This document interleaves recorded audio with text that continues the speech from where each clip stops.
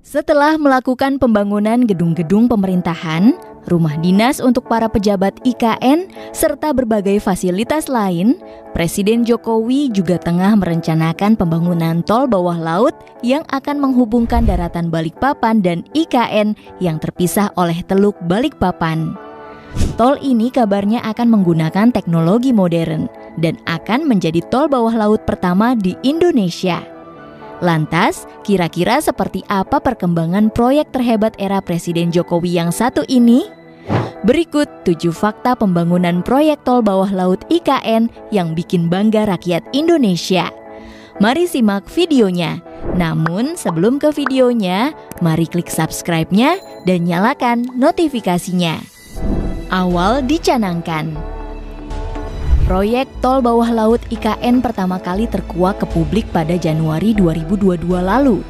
Nantinya, proyek kerjasama Indonesia dengan Korea Selatan ini akan menjadi salah satu jalur alternatif menuju IKN dari sisi timur, yakni di sepanjang tol akses IKN segmen 4A, Simpang, Tempadung, Outer Ring Road, IKN 18,2 km yang akan memangkas waktu tempuh dari 2 jam menjadi 30 menit dari Balikpapan ke IKN. Proyek ini secara jelasnya akan menggunakan teknologi immersed tunnel, yakni berbentuk seperti terowongan yang dibagi menjadi beberapa bagian, sepanjang 1,5 km dan lebar 22 meter. Lalu ditenggelamkan ke bawah air pada kedalaman 40 meter, sekaligus menjadi tol bawah laut terdalam di dunia. Selain itu, di bagian ujungnya akan diberi segel dan sekat sehingga bisa mengambang di dalam air. Tak hanya itu, di proyek yang mengadopsi beberapa negara Eropa dan Korea Selatan ini juga terdapat 2 lintasan seperti terowongan pendek khusus untuk jalur satwa. Menurut Ketua Satgas Pelaksanaan Pembangunan Infrastruktur IKN, Danis Hidayat Sumadilaga, teknologi immersed tunnel digunakan karena sesuai dengan konsep New IKN yang mengusung konsep Forest City. Apalagi di sekitar proyek ini juga terdapat habitat hewan yang dilindungi seperti pesut dan bekantan. Jika membangun jembatan di atas laut, bisa mengganggu morfologi dan ekosistem lingkungan di sekitar Selat Balikpapan.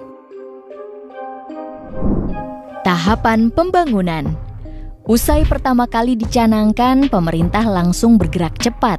Menurut Ketua Satgas Pelaksanaan Pembangunan Infrastruktur IKN, Danis Hidayat Sumadilaga, saat ini proyek tol bawah laut IKN tengah dalam proses feasibility study atau FS atau studi kelayakan. Nanti setelah itu akan dilakukan basic engineering design oleh Bina Marga. Indonesia dibantu dengan para tenaga ahli dari Belanda dan Korsel. Jika tahapan-tahapan tersebut selesai, barulah pembangunan fisik proyek ini dilakukan dengan perkiraan dimulai pada tahun 2024. Anggaran. Proyek tol bawah laut ini dikabarkan akan menelan dana yang tak sedikit. Staf ahli Menteri Bidang Teknologi, Industri dan Lingkungan Endra S. Atmawijaya menyebut, untuk 1 km tol saja akan menghabiskan biaya sekitar 4 triliun rupiah. Jadi, secara keseluruhan proyek ini akan menelan anggaran sebesar 6 triliun rupiah. Sama dengan terowongan bawah laut di Khor Al-Zubair, Irak, sepanjang 2,5 km yang menghabiskan biaya sekitar 12 triliun rupiah atau 4,5 triliun rupiah untuk 1 kilometernya. Hanya ada 6 di dunia. Indonesia patut berbangga, pasalnya di dunia hanya 6 negara yang memiliki tol bawah laut. Di antaranya ada terowongan Al-Shindaga di Uni Emirat Arab, terowongan Øresund yang menghubungkan Denmark dan Swedia, terowongan Rivierke di Norwegia, tol bawah laut Taihu di Cina, Sydney Metro Tunnel di Australia, serta Marina Coastal Expressway di Singapura. Jika Indonesia berhasil membangun tol bawah laut ini, Indonesia bisa dibilang sejajar dengan negara-negara maju tersebut. Lebih murah dari terowongan darat. Menariknya, Tol bawah laut IKN ini lebih murah bila dibandingkan terowongan darat tol sumber yang dibangun oleh investor Jepang. Sebagaimana yang diketahui, terowongan tol sumber merupakan bagian dari ruas tol Padang Pekanbaru yang lebih tepatnya berada di seksi Payakumbuh, Pangkalan.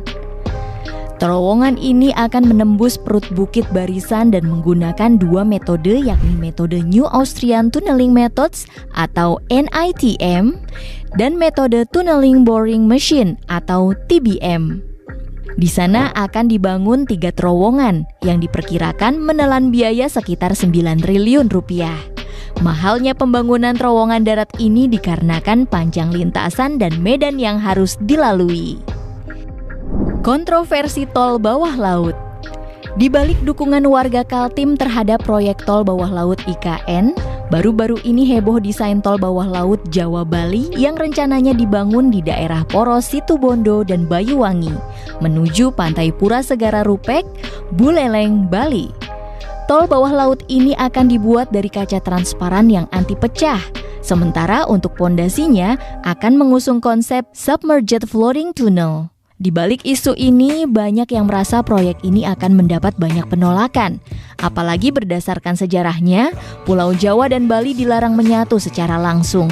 Bahkan beberapa waktu lalu, rencana pembangunan jembatan penghubung Pulau Jawa dan Bali juga dibatalkan karena tidak disetujui warga dan pemerintah Bali. Usut punya usut, desain tol bawah laut Bali Jawa itu ternyata hoaks semata. Desain terowongan tersebut berasal dari bangunan terowongan di luar negeri. Salah satunya terowongan darat akustik tunnels di Warsawa, Polandia, yang diedit dan ditambah dengan narasi yang menyesatkan.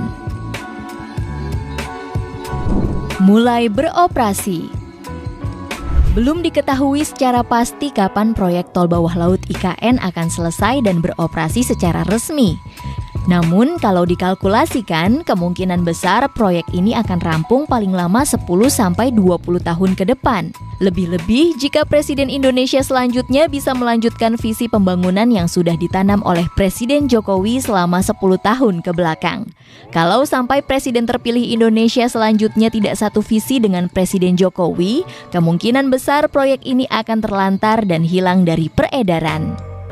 Proyek tol bawah laut ini harusnya jadi momentum kebangkitan bangsa. Jika tanpa jasa Presiden Jokowi, mungkin proyek ini tak akan pernah ada. Semoga saja pemimpin Indonesia di masa depan bisa meneruskan proyek-proyek warisan Jokowi dengan sebaik mungkin ya. Kira-kira bagaimana menurut kalian guys? Jangan lupa tulis di kolom komentar and see you next video. Bye-bye.